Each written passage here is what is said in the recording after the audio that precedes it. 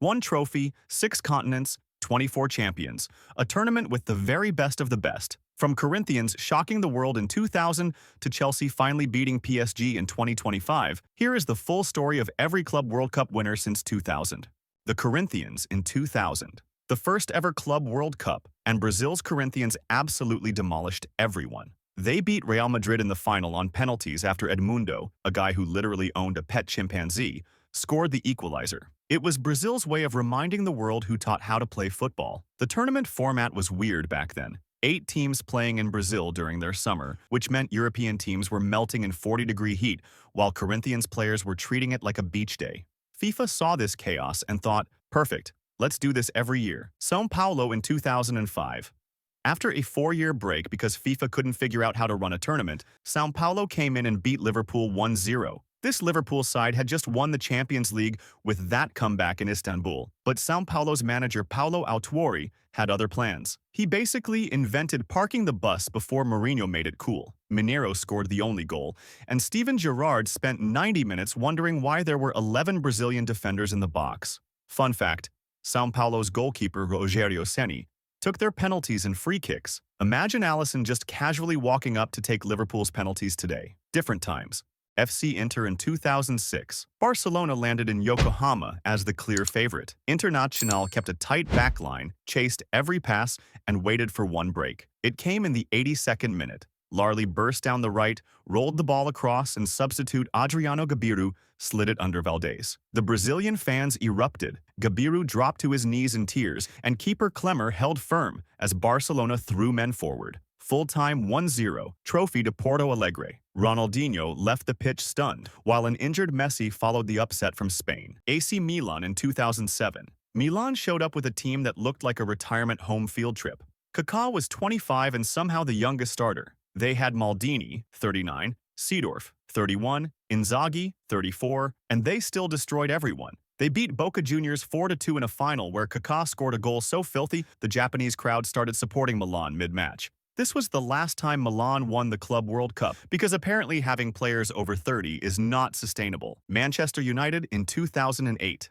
United almost didn't make it past Gamba Osaka in the semi-final. They needed a deflected Rooney goal to win 5-3. Ferguson was so stressed he chewed through an entire pack of gum in the first half alone. In the final against Ecuador's LDU Quito, Wayne Rooney smashed the winning goal after Ronaldo rolled the pass his way. Rooney did a quick leap and fist pump, nothing fancy, but it was enough. United collected their first Club World Cup, and Sir Alex picked up a trophy Mourinho still doesn't have. FC Barcelona in 2009. Peak Guardiola Barcelona. They beat Estudiantes 2-1 in a final that was basically a UFC match with a football occasionally involved. Estudiantes' game plan? Kick Messi. Their backup plan? Kick Messi harder. Messi scored anyway because he's Messi. He scored the winner in extra time, completing Barcelona's sextuple. They won literally everything possible in 2009. La Liga, Copa del Rey, Champions League, Spanish Super Cup, UEFA Super Cup, and now the Club World Cup. Internazionale in 2010.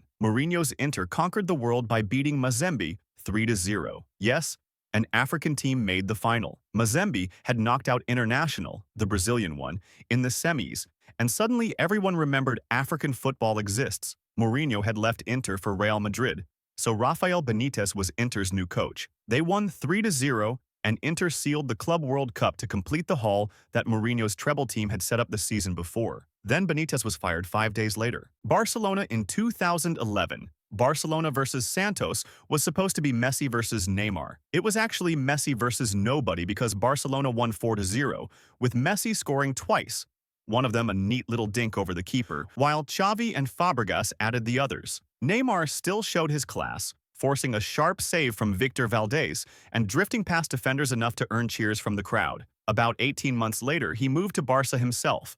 Proof that sharing a pitch with this team can be the best invitation to join it. Corinthians in 2012. The final was in Yokohama, but it felt like São Paulo North. About 30,000 Timo fans packed the 68,000 crowd. They beat Chelsea 1-0 with a goal from Paulo Guerreiro. Chelsea had just won the Champions League with Roberto Di Matteo's dark magic, but Corinthians had something stronger. 30,000 Brazilians screaming for 90 minutes. Chelsea pushed hard. Torres had a late equalizer flagged offside. Cassio made several big saves, and Gary Cahill saw red in stoppage time. But Corinthians defended like their families were being held hostage, lifting their second Club World Cup and sending the trophy back to Brazil. Bayern Munich in 2013. Bayern Munich 2013 was basically playing with cheat codes. They'd just won the treble, humiliating Barcelona 7-0 over 2 legs, and they showed up in Morocco like final bosses. Raja Casablanca made the finals and fought bravely against Bayern for about 20 minutes. Bayern won 2-0, but it felt like 10-0. They hogged almost 75% possession and outpassed Raja roughly 3-1. Guardiola paced the sideline, already thinking of tweaks to make Bayern even tougher, and he pulled it off. Real Madrid in 2014. Real Madrid's first Club World Cup in the modern era. They beat Cruz Azul 4-0 in the semi-final, with Sergio Ramos heading the first goal after 15 minutes. In the final against San Lorenzo, Ramos scored another header on 37 minutes, and Gareth Bale slipped a shot under the keeper early in the second half. Madrid won 2-0. Ronaldo showed off some skills, Ancelotti just lifted an eyebrow, and the San Lorenzo fans kept singing even while their team lost. Barcelona in 2015. This was Barca's third Club World Cup. They beat River Plate 3-0 in Yokohama, with the first goal coming at 36 minutes. Messi poked that one in, and Suarez added 2 more early in the second half to kill the game. Luis Enrique's side played faster and more direct than the old tiki-taka days, and Suarez managed 90 minutes without any dental incidents. River coach Marcelo Gallardo studied the loss and later turned his team into a South American powerhouse. Real Madrid in 2016. Real Madrid versus Kashima Antlers almost became the biggest upset in football history. Kashima led 2-1 in the final until Cristiano remembered he's Cristiano. He scored a hat-trick, including 2 in extra time, 1 to force extra time, 2 to end it. Cristiano loves a dramatic finish. The Japanese crowd was devastated. They'd prepared celebrations, had their phones ready for the greatest upset ever, and then CR7 happened. Zidane won his first Club World Cup as Madrid manager by basically telling Cristiano to do your thing. Revolutionary tactics. Real Madrid in 2017. Real Madrid again. This time, they actually struggled against Al Jazeera in the semi-final, trailing 1-0 until Ronaldo scored and Bale came off the bench to score in the 81st minute. The final versus Gremio was peak Madrid, a 1-0 stroll, a clean, Ronaldo-low free kick goal under the wall. No shirt-off celebration this time. Abu Dhabi in December is warm enough already, but Madrid still made it look easy. Gremio played some nice stuff. They just forgot to put the ball in the net. Real Madrid in 2018. Real Madrid were collecting trophies like infinity stones. They beat Al Ain 4-1 in a final that was basically a training session. Modric won the Ballon d'Or that year and celebrated by pinging 60-yard passes for fun. The UAE crowd supported Al Ain like they were playing in a World Cup final. Madrid players celebrated like they'd won a friendly. Different levels, different expectations. Bale had already grabbed his glory with a semi-final hat-trick against Kashima. Yet even under interim boss Santiago Solari, he still couldn't lock down a guaranteed start back in La Liga. Liverpool in 2019. Their first Club World Cup came with some creative scheduling. On 17th December, the under-23s were thrashed 5-0 at Aston Villa in a League Cup quarter-final because Jurgen Klopp and the entire first team were already in Qatar.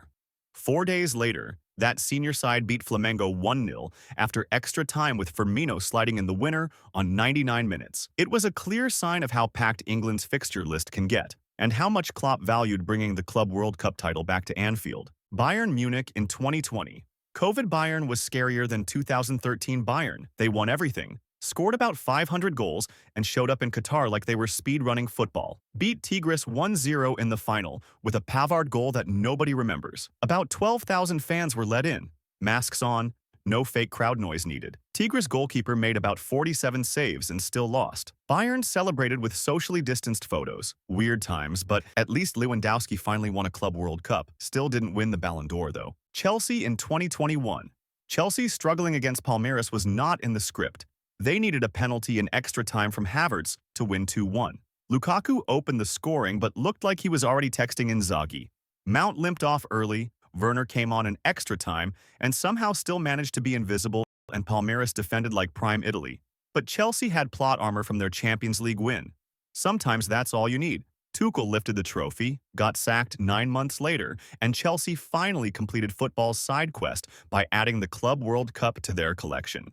Real Madrid in 2022, Madrid's 5th Club World Cup. They beat Al Hilal 5-3 in a final that had more goals than defending. Vinicius scored twice and danced, which upset about 47 different pundits. This was peak chaos Madrid. Concede 3 goals to a Saudi team, but score 5 because why not? Ancelotti's eyebrow reached record heights, and Benzema scored 2 because it was his Ballon d'Or year, and everything he touched turned to goals. The match felt like a friendly until Madrid decided it wasn't. Another trophy, another eyebrow raise, and another day at the office for the Galacticos. Manchester City in 2023. City finally won the one trophy that mattered. They beat Fluminense 4-0 in a final that felt like a Manchester derby, one-sided and slightly depressing. De Bruyne played passes that shouldn't be legal.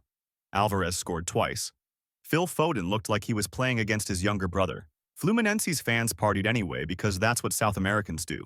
Pep added another trophy to his collection that definitely doesn't keep him up at night. It completed City's global treble and made them the first English club ever to win every major trophy on offer, Chelsea in 2025. And finally, Chelsea just won it again by beating Paris Saint-Germain 3-0 in a final that felt like 2012 all over. Defend deep, counterattack, pray. Cole Palmer scored twice and set up João Pedro, who played his second game for Chelsea. The football wasn't pretty, but they still managed to win. Palmer had 3 good moments.